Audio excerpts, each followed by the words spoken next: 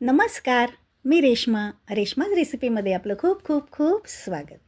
आज आपण करतोय अतिशय मस्त तोंडी लावण्यासाठी चमचमीत झणझणीत अशी अशी ढोबळी मिरची आणि ती पण भरलेली मस्त मसाल्यामध्ये. तर बघा, अतिशय छान चविष्ट अशी आपल्याला जेवणात जर आपल्याला भाजी आवडत नसेल किंवा एखाद्या दिवशी तोंडाला चव नसेल किंवा काही आजारी असताना आपल्याला काही खावंसं वाटत नसेल, तर अशा वेळेस ही मिरची जर आपण खाल्ली तर 2 घास नक्कीच जेवणामध्ये आपल्याला जास्त जेवण जाईल. तर मस्त अशी ही भरली मिरची कशी करायची ती आज आपण बघूया. तर बघा, अशा प्रकारची आपल्याला मिरची घ्यायची. थोडीशी जाडसर असते आणि पोपटी रंगाची असते. म्हणजेच ही मिरची जास्त तिखट नसते आणि जाडसर असते. ही जाड सालीची थोडीशी ही मिरची असते. तर घेतानाच आपण थोडीशी सरळ बघून अशी जर घेतली तर व्यवस्थित असे आपल्याला काप करता येतील. तर बघा, आता अशा पद्धतीने त्या मिरचीला एक काप द्यायचा आहे आणि वर थोडासा आडवा काप द्यायचा आहे, म्हणजे आतमध्ये आपल्याला मसाला भरायला असं सोपं जाईल. तर बघा, आता अशा प्रकारे एक काप दिल्यानंतर त्यातली जी बिया आहेत, त्यातल्या बिया ज्या आपल्याला आपण आडवा काप दिला आहे त्यामुळे आपल्याला सहज असे ह्या बिया काढता येतात. तर बघा, आता अशा पद्धतीने या ज्या बिया आहेत आपण हाताने अगदी सहज हे काढून टाकायच्या. म्हणजेच आतमध्ये ही मिरची जी आहे अगदी पोकळ करायची आपल्याला मसाला भरण्यासाठी. आणि जर तुम्हाला जास्त तिखट आवडत असेल तर ह्या ज्या बिया आहेत तर त्या ठेवल्या तरीसुद्धा चालेल. तर बघा, आता आपण काढतो ह्या मिरच्यांमधल्या सगळ्या बिया. आता ही जी मिरची ती सरळ होती तर ती अशा पद्धतीने आपण तव्यावर ठेवलेली जर असेल तर जी बाजू वर येते तर त्या बाजूला आपल्याला काप द्यायचा आहे. आता ही पण मिरची बघा थोडीशी वाकडी आहे, तर ती एकदा अशी ठेवून पाहायची आणि अशा ज्या पद्धतीने ही तव्यामध्ये बसेल अशाच पद्धतीने वरची जी बाजू असेल मिरचीची त्या बाजूला आपण हा काप द्यायचा आहे आणि आडवा काप द्यायचा आहे वर आणि मग नंतर आपण त्या बिया काढून घ्यायच्यात. म्हणजेच तव्यामध्ये आपण ठेवताना ह्या मिरच्या अगदी व्यवस्थित बसतील. म्हणजेच मसाल्याची बाजू जी असते ती वरच्या बाजूला पहिल्यांदा आली की व्यवस्थित अशा ह्या मिरच्या फ्राय होतात. तर बघा, दोन्ही पद्धतीच्या मी तुम्हाला ज्या मिरच्या आहेत त्या मी तुम्हाला कापून दाखवल्यात. तर अशाच पद्धतीने आपण एक एक करून व्यवस्थित अशी हे काप देऊन त्यातल्या बिया काढून घेऊयात. तर सगळ्या मिरच्यांच्या आपण काप देऊन बिया काढून घेतलेल्या आहेत बघा अशा पद्धतीने. तर बघा, आता आपण जेव्हा मिरच्या फ्राय करतो त्यावेळेस खाताना अगदी अळणी लागतात. तर अशा अळणी लागू नयेत त्यासाठी आपण आतून बाहेरून त्याला व्यवस्थित असं मीठ लावून घेणार आहे. तर एका आता भांड्यामध्ये या मिरच्या मी काढून घेतल्यात आणि आता त्याला आपण मीठ लावून घेऊयात. तर बघा, हे बारीक मीठ घेतलं आहे आणि आता बोटाच्या साहाय्याने व्यवस्थित असं आपल्याला आतून सगळीकडून चोळून हे मीठ आपण लावून घ्यायचं आहे. म्हणजेच थोडा वेळ आपण मसाला काढेपर्यंत ह्या मिरच्यांमध्ये हे मीठ जे आहे ते मुरलं जातं आणि फ्राय केल्यानंतर खाताना ही मिरची जी आहे अतिशय मस्त टेस्टी लागते. आता हे मीठ सगळ्या मिरच्यांना आपण एकदा लावून घेऊयात. तर बघा, सगळीकडून हे मीठ जे आहे ते मिरच्यांना मी लावून घेतलेलं आहे आणि आता एका मोठ्या भांड्यामध्ये हे मिरची जी आहे त्यामध्ये ठेवायच्यात आणि त्यावरती थोडंसं मीठ टाकायचं आहे आणि झाकून आपण बाजूला ठेवून द्यायचं आहे. तर बघा, सगळ्या मिरचींना मस्त मीठ लागलं आहे आणि आता त्यावरती मीठ पसरवून घ्यायचं आहे आणि झाकून थोडा वेळ बाजूला ठेवून देऊयात. म्हणजे मीठ त्यामध्ये चांगलं आतून बाहेरून मुरलं जाईल. आता आपण मसाला काढून घेऊयात.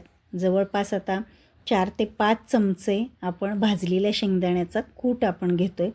म्हणजे आता ह्या मिरच्यांना जो मसाला जेवढा पुरेल एवढा आपल्याला मसाला तयार करायचा आहे. तर आता शेंगदाण्याचा कूट मी त्यामध्ये घेतलेला आहे. आता त्यात टाकायचा आहे थोडासा हिंग, नंतर चवीनुसार मीठ. आपण मीठ अगोदरच लावलेलं होतं त्या अंदाजानुसार मीठ टाकायचं आहे. नंतर धने पावडर, हळद, लाल तिखट तुमच्या अंदाजानुसार तुम्ही कमी जास्त करू शकता. नंतर बेडगी मिरची पावडर, जिरी पावडर, आमचूर पावडर.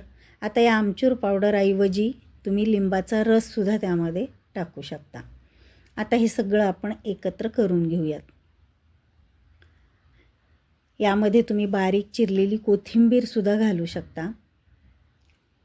तर आता हे सगळं आपण एकत्र करून घेतलं आहे.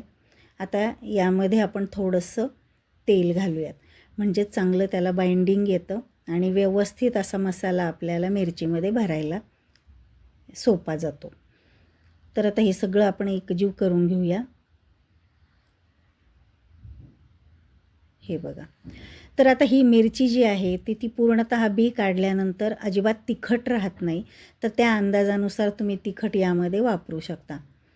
तर आता बघा, हे सगळं मसाला आपण एकत्र केला आहे आणि आता एक एक करून आपण मिरचीमध्ये हा मसाला भरून घेऊयात. तर बघा, आता वरनं आपण काप दिल्यामुळे ही जी मिरची आहे आपल्याला व्यवस्थित अशी मोकळी करून असा मस्त असा मसाला त्यामध्ये पूर्णतः चांगला भरता येतो. तर जेवढा बसेल असा दाबून आपण मसाला त्यामध्ये भरून घेऊयात. तर पूर्ण सुरुवातीपासून अगदी शेवटपर्यंत हा मसाला आपण भरून घ्यायचा, म्हणजेच ही मिरची जी आहे छान अशी टेस्टी लागते. आणि व्यवस्थित दाबून पॅक करून पुन्हा ह्या मिरची आपण ठेवून देऊयात. तर अशाच पद्धतीने आपण एक एक करून सगळ्या मिरचीमध्ये हा मसाला भरून घ्यायचा आहे.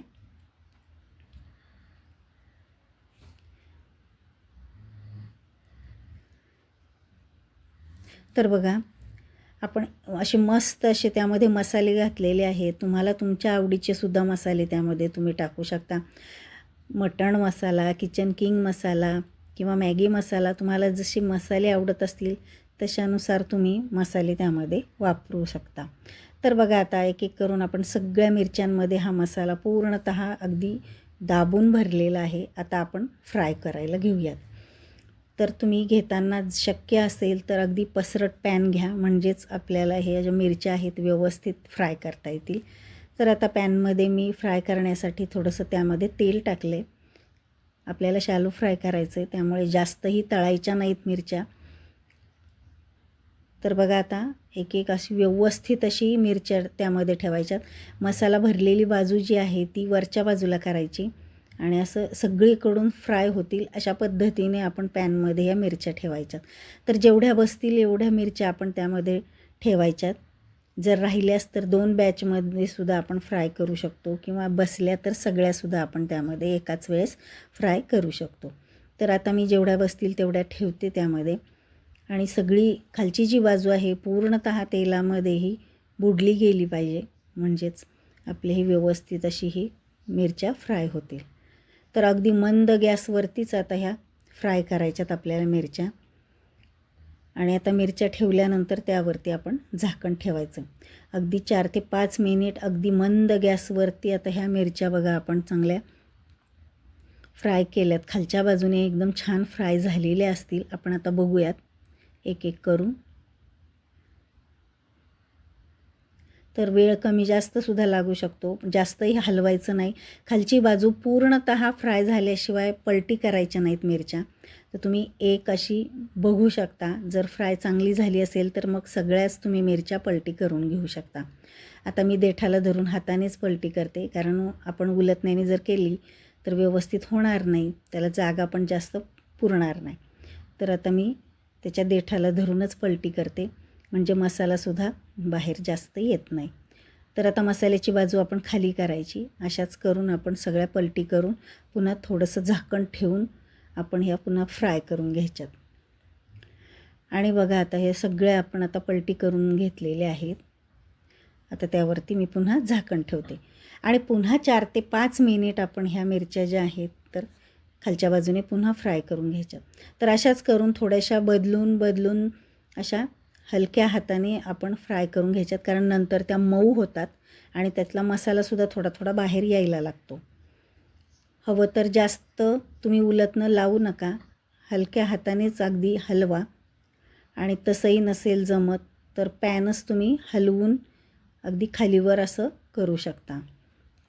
हे पहा, अशा पद्धतीने, म्हणजे मसाला अजिबात बाहेर येत नाही. तर बघा, आता छान असे आपल्या ह्या मिरच्या अगदी फ्राय झालेल्या आहेत खाण्यासाठी. तर जेवणात अगदी वरण भातासोबतसुद्धा तुम्ही ही मिरची खाऊ शकता, किंवा पोळीबरोबर भाकरीसोबतसुद्धा अगदी मस्त लागते. तर बघा, रोजच्या जेवणात आपण जेवणामध्ये जेवणाची चव वाढवण्यासाठी आपण लोणचं, पापड, चटणी अशी घेतो. तर कधीतरी अशी ही मिरची तुम्ही नक्की ट्राय करून पहा, नक्की सगळ्यांना आवडेल. तर तुम्हाला ह्या मिरचीचा भरलेल्या मिरचीचा व्हिडिओ कसा वाटला मला कमेंट करून सांगा. आणि आवडला असेल तर आपल्या चॅनलला लाईक, शेअर आणि सबस्क्राईब करायला मात्र विसरू नका. चला तर मग भेटूयात अशा छान छान नवनवीन रेसिपींच्या व्हिडिओमध्ये. तोपर्यंत बाय बाय, टेक केअर.